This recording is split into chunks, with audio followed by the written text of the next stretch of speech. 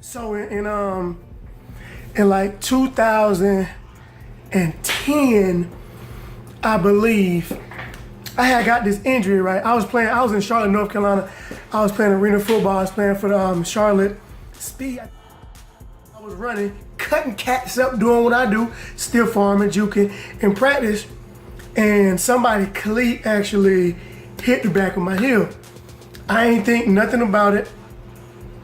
It hurt for a little bit. I figured I had a bruise. But if you know anything about football, anything about athletics, and they always saying the next man up, it's cool when you a fan of that team and you're thinking about that. But when you're actually on a team and it's the next man up mentality, and you're the person in front, meaning somebody is always coming along trying to take your job, it's not as cool, it's not as glamorous, because every day somebody trying to take your job, and that's the reality of professional sports. So I couldn't take any days off.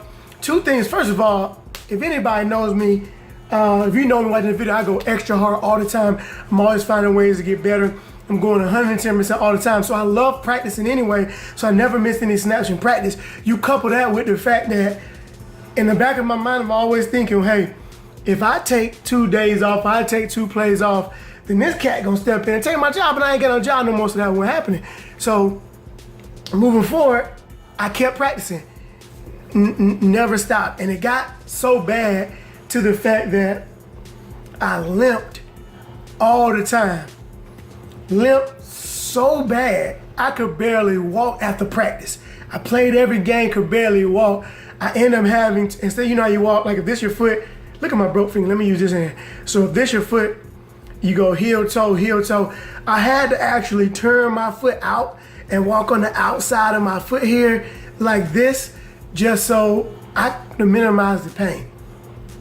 It got so bad that I limped everywhere I tried to walk. This thing happened for 2 years. Every day in practice, it was this kind of tape. I think it was KC tape, I'm not 100% sure, but it's just like this ace bandage looking tape that's real stretchy. And so you put it around your heel, and what it does is it keeps your Achilles tendon and everything from bending. So when you walk, if it's your Achilles tendon, it bends.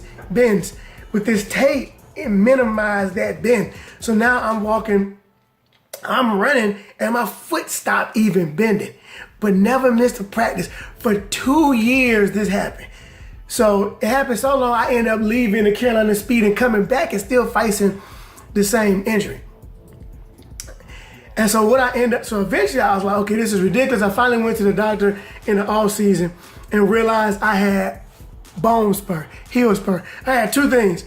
I had a broken chip bone in my foot, and I had a heel spur. And so the only way to get rid of heel spurs, surgery or injections, like shots to reduce the inflammation, because that's basically what a heel spur is. So the reason why I tell you the story and the reason why I'm making this video is so I can tell you guys who suffer from heel spurs, from my experience, how do you manage and how do you deal with heel spurs? And not like I did. That's the first thing. So the very first thing you have to do, rest. So if rest is not an option for a lot of you athletes and for a lot of you people going to work every day, the second thing you have to do, because what it is inflammation, and most of the time a calcium buildup on that joint. So for me, it was when my Achilles tendon and my ankle meet, that joint, that where the tendon connects, it had a calcium buildup, and so the inflammation causes the pain. So you have to reduce the inflammation. The first thing you have to do is reduce the inflammation. How you do that is something people don't think about: shoes. If you're wearing really, really tight shoes, which I were, which was a reason why, because of my cleats. I love my shoes tight. I love my cleats tight. I didn't want them to move at all. I didn't want to move at all. When I'm cutting folks up, I don't want no movement. The slighter movement, I want to throw my shoes in the trash. I want to get new shoes. I didn't want my foot moving in my shoe. So that actually played a part.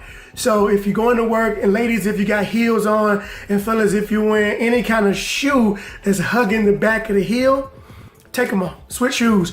Don't have any friction on the back of wherever you got the bone spur or the heel spur. And even if it's in a different spot of your foot, maybe it's on your knuckle, your front knuckle, and then you same thing would apply.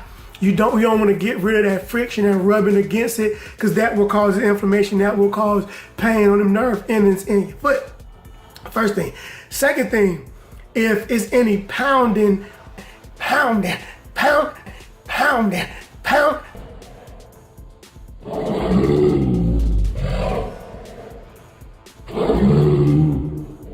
Not that kind of pounding. Not that kind of pounding, but pounding.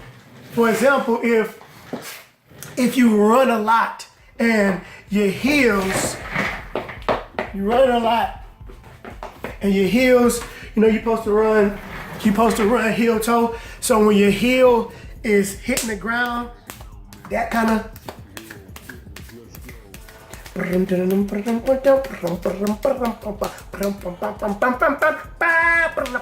so your heel hitting the ground, that pounding, what do you think that's doing?